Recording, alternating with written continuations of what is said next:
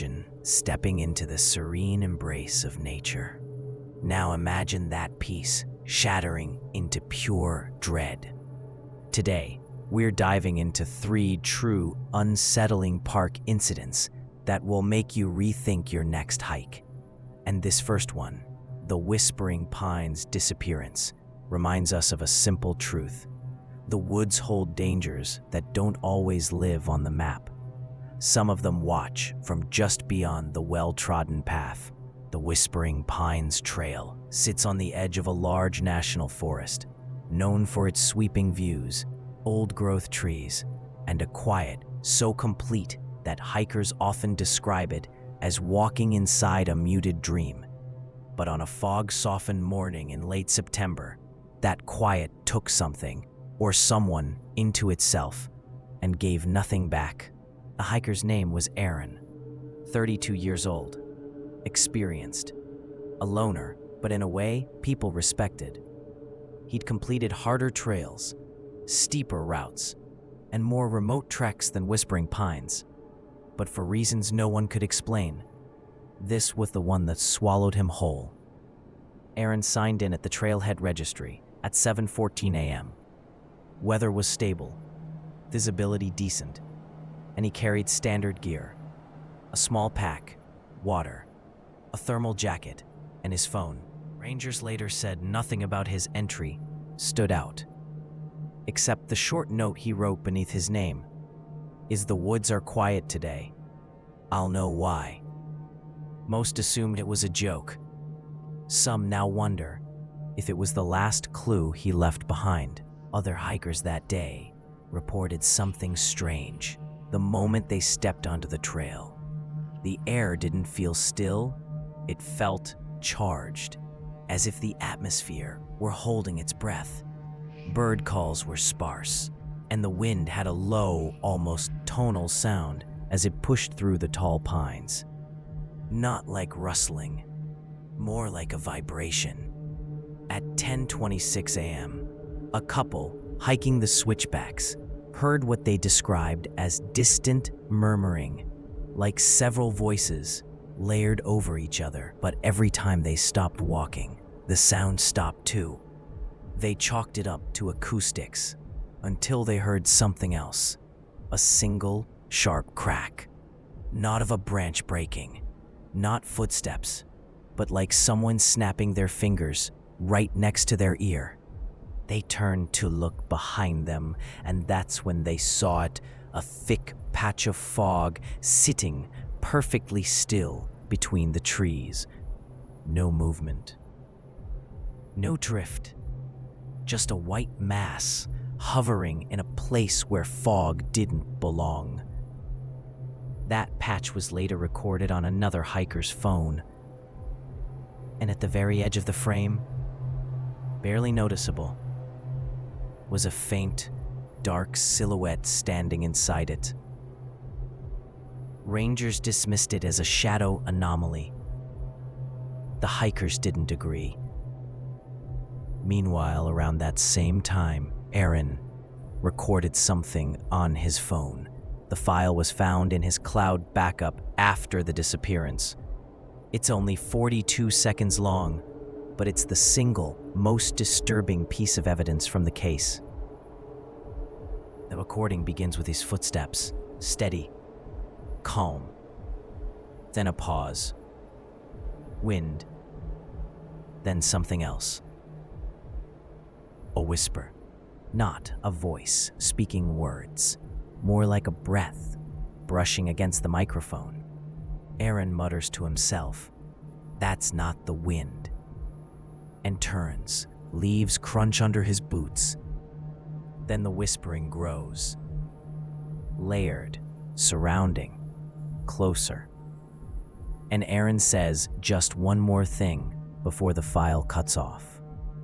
"I shouldn't have come here alone." He was never heard from again.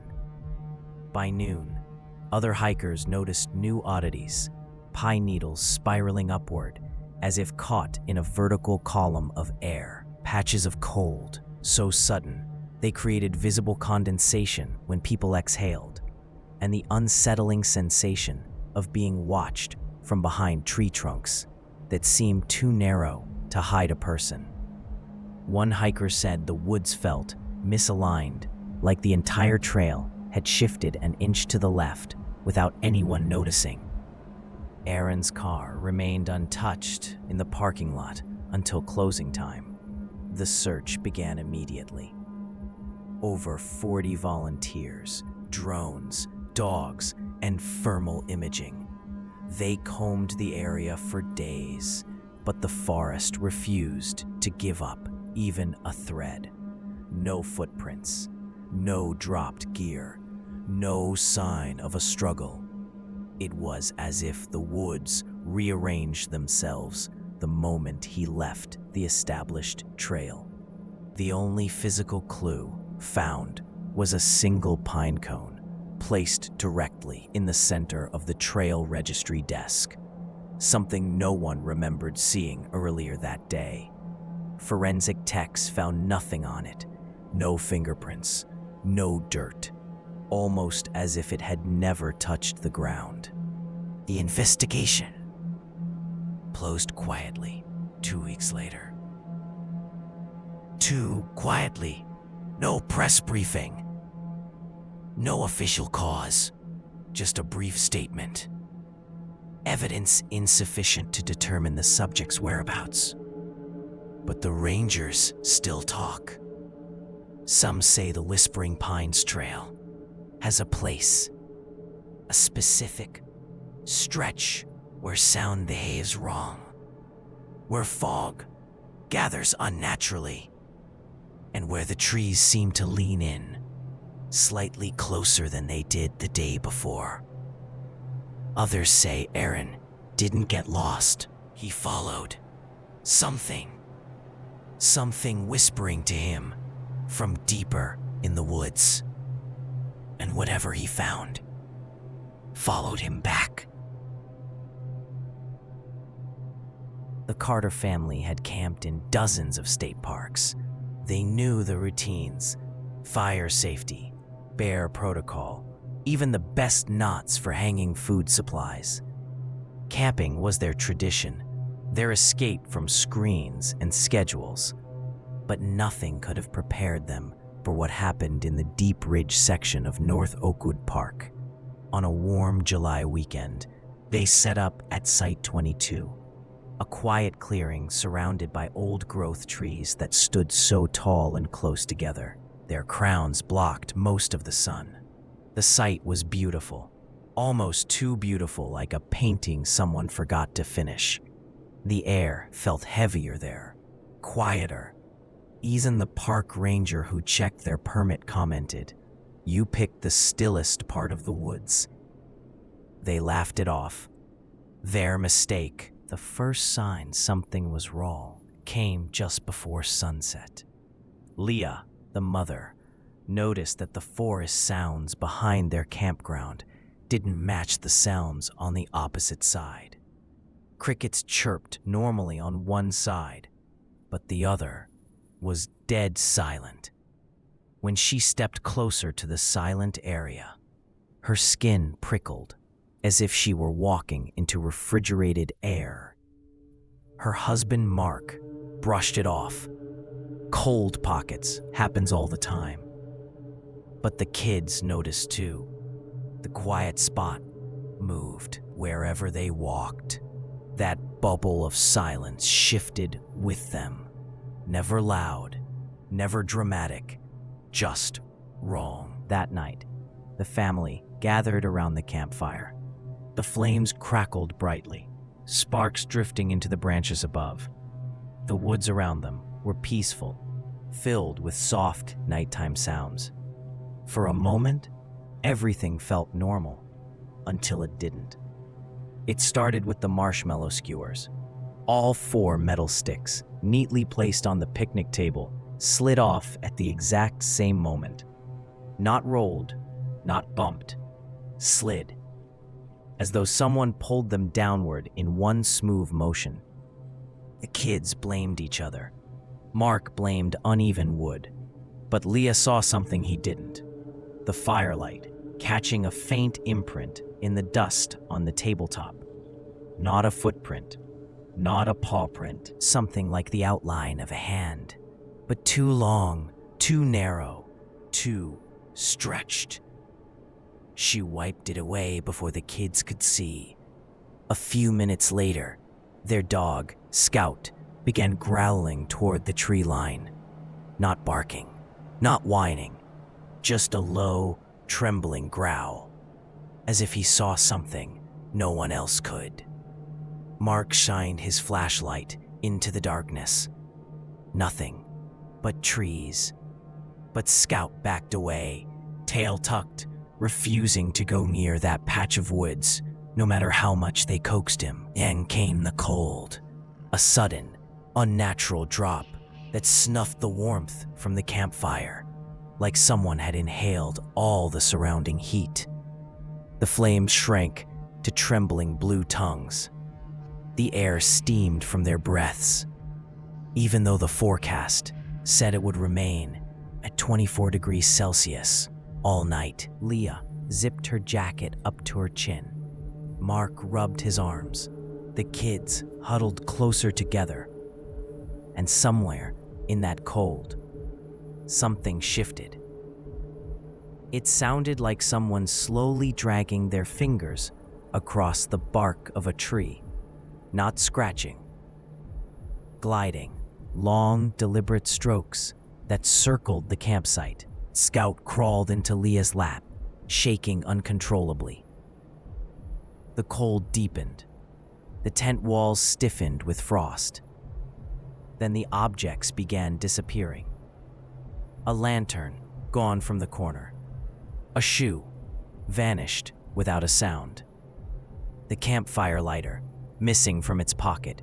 No rustling, no footsteps, no tearing of the tent fabric. Just absence, clean and precise. Mark unzipped the tent just 2 inches to peek outside. The fire had gone completely out. The lantern they'd hung from the branch was now sitting upright in the dead center of the campsite, facing the tent door. Mark slammed the zipper shut. Then something pressed against the tent wall. Not a full shape, not a face, just a long, slow indent dragging across the fabric, as if a hand with too many fingers was tracing their outline from the outside. The kids cried silently. Leah covered their mouths to keep them quiet. The dragging stopped. Silence. Then 3 knocks on the tent pole. Soft, precise, and impossibly high off the ground. They didn't sleep. By dawn, the cold was gone. The forest hummed with normal life again. But their camp was a disaster. The shoe that had disappeared was found 30 feet away, wedged in a tree fork. The missing lighter was perched atop a high branch, far too high for anyone to place without climbing gear. The marshmallow skewers were arranged on the ground in a perfect circle.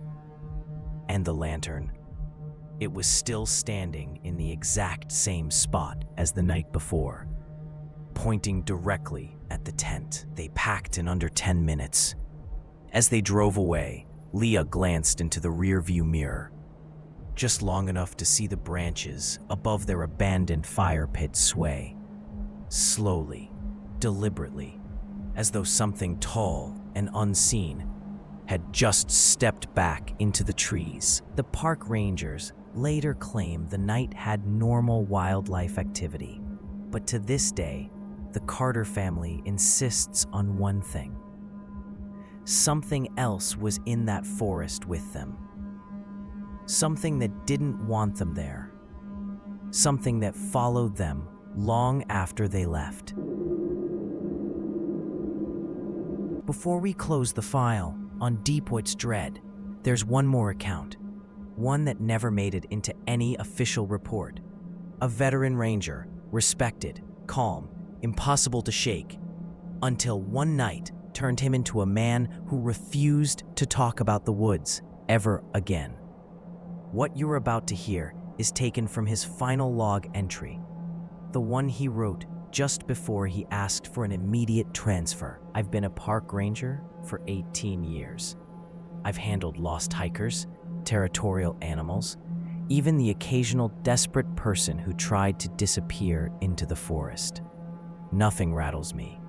Nothing ever has. Until last night. My patrol began routinely along Ridgewater Trail. The forest was calm, the air unusually still, like the entire landscape was holding its breath. Around a quarter-mile in, my radio crackled with static. That wasn't unusual, but the static wasn't random. It almost sounded rhythmic, like breathing. I tried adjusting the frequency, but the static grew louder. Deep, strained, labored. I turned the radio off entirely, but that same sound continued, coming now from the trees behind me. I spun around. No wind, no animals, just darkness pressing between the pines. I told myself it was my imagination. That's what we do out here, talk ourselves down from shadows. I kept walking. A few minutes later, my flashlight started flickering. The beam stretched unnaturally far, illuminating tree trunks in a cold, harsh white. I felt the temperature drop against my skin. I know these woods. Cold snaps don't happen in isolated pockets like that. Then, something moved across the trail ahead of me. Not an animal. Not a person. It was tall, impossibly tall, with limbs that didn't move right, like it didn't understand how to imitate walking. It passed between two trees without making so much as a sound, not even disturbing the leaves. I froze. My first instinct was to call it in, but my radio emitted that breathing static again. Except this time, it mimicked my own breathing. Every inhale, every exhale, perfectly. That broke me. I started backing up, slowly, keeping my eyes on where the figure had vanished. Then, I heard footsteps behind me. Heavy, wet, dragging. I turned, and nothing was there, but the footprints on the trail were fresh, deep. Something big had just passed through. I raised my flashlight, and the beam caught something on the lowest branch of a pine tree. Tufts of coarse, dark hair, snagged on the bark, at least 8 feet above the ground. My chest tightened. Suddenly, the forest went silent. Not quiet, silent. Even insects stopped. And then, a voice whispered my name, not loudly, not threateningly, almost curious. But it wasn't human. It was distorted, layered, like several voices speaking at once from inside the trees. I ran. I don't run, not out here. But I ran like my life depended on it. Branches snapped behind me. Something massive pacing me in the dark, but never fully showing itself. I could feel it keeping pace just outside the beam of my failing flashlight. Only when the ranger station's floodlights came into view did the chase stop. The moment the artificial light hit me, the forest behind went dead still again.